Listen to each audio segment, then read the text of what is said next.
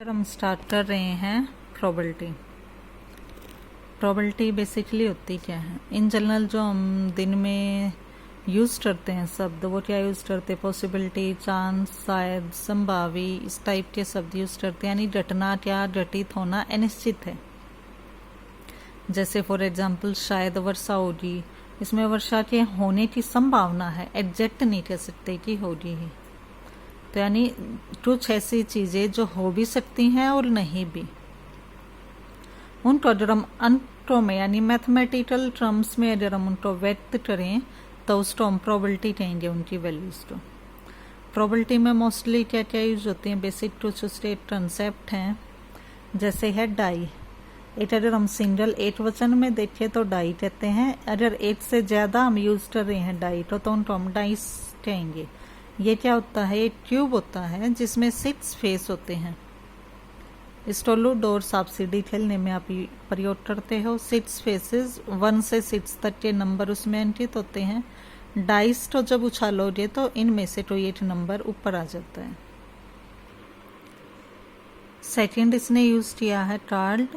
एक ताश की गड्डी में 52 कार्ड होते हैं। इसको इसने बेसिक डिफाइन किया है, इस तालिका में अच्छे से इसने डिफाइन किया है। जैसे देखो, टोटल कार्ड होते हैं 52, उसमें कुछ रेड होते हैं कुछ ब्लैक होते हैं। रेड कितने होंगे? हाफ हाफ होते हैं, 26 रेड 26 ब्लैक। अब जो 26 रेड हैं उसमें 13 हार्ट के होते हैं और 13 डायमंड के।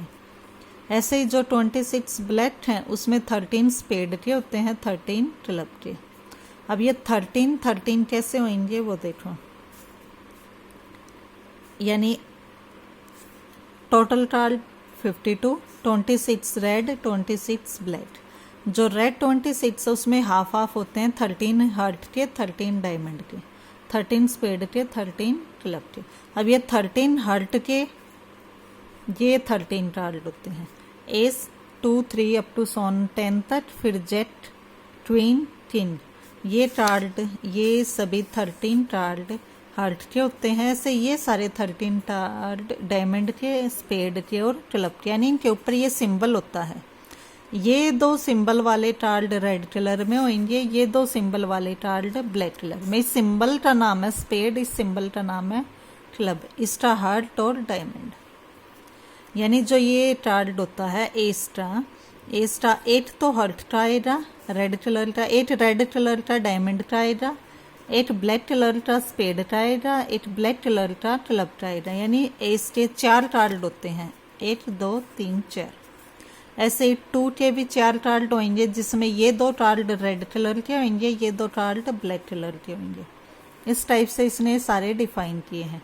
तो ये एवरी 1 कार्ड 4 होंगे और 13 है तो 13 × 4 कितना आ गया? 52। यह इसमें कार्ड के बारे में डिफाइन किया है। नेक्स्ट से एक्सपेरिमेंट। जब भी हमें कोई डाटा चाहिए तो उसके लिए जो भी हम ट्रायल करते हैं उस ट्रायल को हम क्या कहेंगे? एक्सपेरिमेंट। जैसे डाई को उछालना, ट्वाइन को उछालना, तो ये हम क्या कर रहे हैं? एक्सपेरिमेंट। अब उसके अंदर जो हमारा आउटपुट आता है वो आते हैं इवेंट्स। जैसे आपने ट्वाइन को उछाला तो ट्वाइन को उछालने में या तो हेड आएगा या टेल आएगा, यानी ये इस दोनों इसकी क्या है? आउटपुट है। तो ये इवेंट आए हैं हमारे, 2 घटनाएं कहलाएंगी, 8 हेड 8 टेल। ऐसे ही जब आप डाई को थ्रो करोगे तो उसमें 1 से लेकर 6 तक के नंबर आएंगे, तो इसमें कितनी घटनाएं होंगी? 6। 5th है एडजस्टिव इवेंट, यानी संपूर्ण घटनाएं। जैसे हम अगर कोई क्वाइन उछालते हैं तो उसमें हेड आएगा टेल आएगा, तो एक कलेक्शन ले ली, हेड टेल दोनों लिख दिए, तो वो क्या होगी? एडजस्टिव इवेंट। यानी इससे बाहर कुछ नहीं आएगा।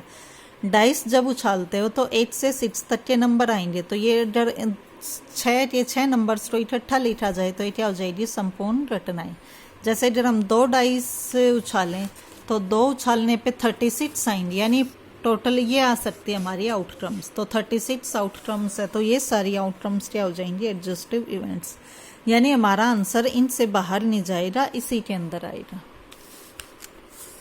6th है इक्वली लाइकली इवेंट, यानी किन्हीं 2 घटनाओं की होने की प्रोबेबिलिटी अगर सेम है तो दोनों टर्म इक्वली लाइटली इवेंट कहेंगे, यानी समान रूप से घटित घटनाएं। जैसे क्या है, अगर हम टॉइन को उछालेंगे तो हेड आएगा या टेल आएगा, दोनों के आने के बराबर चांस है, तो वे कौन सा इवेंट हो जाए, इक्वली लाइटली इवेंट। ऐसे अगर हम डाइस को उछालते हैं तो 1 से लेकर 6 फेस होते हैं ना उसके, तो 6 फेसों में से कोई भी फेस आने की संभावनाएं बराबर हैं, तो वो सारे क्या हो गए, इक्वली लाइटली इवेंट। नेक्स्ट है mutually exclusive event. Mutually exclusive event कौन से इवेंट होते हैं, जिसमें दो घटनाएं एक साथ नहीं घट सकती। यानी अगर आप कॉइन को उछालोगे तो या तो हेड आएगा या टेल आएगा, ये तो नहीं हो सकता कि हेड टेल दोनों आ जाए। तो इन दो इवेंट में से तो एक इवेंट घटित होएगा, तो ये दोनों इवेंट कैसे हो जाए, म्यूचुअली एक्सक्लूसिव इवेंट। यानी कौन से होते हैं, जिसमें दो घटनाएं एक साथ नहीं घट सकती। ऐसे जब डाई उछालोगे, आप डाई थ्रो करोगे तो उसमें 1 से लेकर 6 तक के नंबर आएंगे, लेकिन कोई 8 नंबर आएगा, ये नहीं होगा कि 1 और 2 दो नंबर एक साथ आ जाए। तो इन सभी घटनाओं में से अगर कोई एक ही घटना घटित होती है तो वो घटनाएं कहलाती हैं म्यूचुअली एक्सक्लूसिव इवेंट। फिर आ गया कॉम्प्लीमेंट्री इवेंट। कॉम्प्लीमेंट्री इवेंट क्या होती हैं, वे दो इवेंट उनको कॉम्प्लीमेंट्री इवेंट कहेंगे जो म्यूचुअली एक्सक्लूसिव हों। यानी मान लो इवेंट है दो ए और बी, वे दोनों एक साथ नहीं डट सकते, उसका मीनिंग म्यूचुअली एक्सक्लूसिव और एडजस्टिव। यानी इन दोनों से कंप्लीट हमारा सेट बन जाना चाहिए जो आउटकम है, उससे बाहर कोई आउटकम ना आए। जैसे आप अगर कोई डाई थ्रो करते हो तो इसने दो इवेंट ले लिए, एक ले लिया इवन नंबर्स का, एक ले लिया ओड नंबर्स का, दोनों म्यूचुअली एक्सक्लूसिव इवेंट है। डाई थ्रो करने पे या तो इवन नंबर आएगा या ओड आएगा, ये तो हो नहीं सकता कि एक इवन आ जाए एक ओड आ जाए अगर हम एक डाई थ्रो कर रहे हैं तो। और इनसे बाहर आंसर नहीं आएगा, डाइस को थ्रो करने पे इन्हीं में से वो आएगी वैल्यूज। नेक्स्ट है सिंपल और कंपाउंड इवेंट। सिंपल इवेंट, जब एक ही इवेंट हो रहा है, एक ही घटना घटित हो रही है तो वो सिंपल इवेंट होएगी। जैसे कोई बैग है, बैग के अंदर 10 ब्लैक बॉल हैं, 10 वाइट बॉल है, अगर हमें कोई एक वाइट या ब्लैक बॉल निकालनी है, उसकी प्रोबेबिलिटी निकालनी है, तो एक समय पे एक ही घटना घटित हो रही है तो वो क्या हो गया, simple event.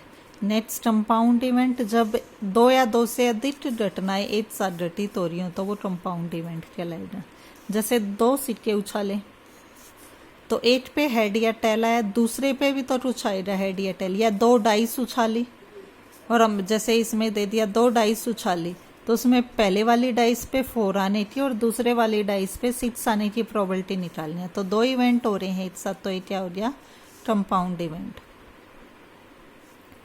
Next independent event, जब 2 घटनाओं का एक दूसरे पर कोई इफेक्ट नहीं पड़ता, यानी किसी एक के होने से किसी दूसरे के घटित होने पर कोई इफेक्ट ना पड़े।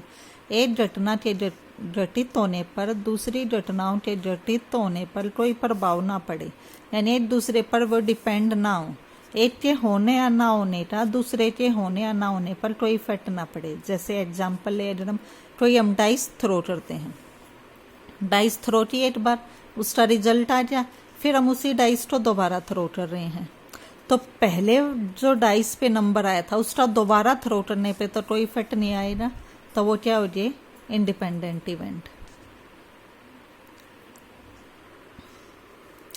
नेक्स्ट 11th है डिपेंडेंट इवेंट, जहां एक के घटित होने पर दूसरे के घटित होने पर प्रभाव पड़ता है, एक का एक दूसरे पर डिपेंडेंट है। जैसे एग्जांपल लो तो अगर हम ताश की गड्डी में से कितनी बेगम होती हैं, ट्विन कितनी होती हैं, 4, टोटल कितने होते हैं 52, उनमें से एक हमने निकाला और वो पहली आ गई बेगम, यानी वो पहली ट्विन आ गई, तो ट्विन टोटल होती हैं 4, ये कितने हैं 52, तो उसकी प्रोबेबिलिटी आ गई 4/52।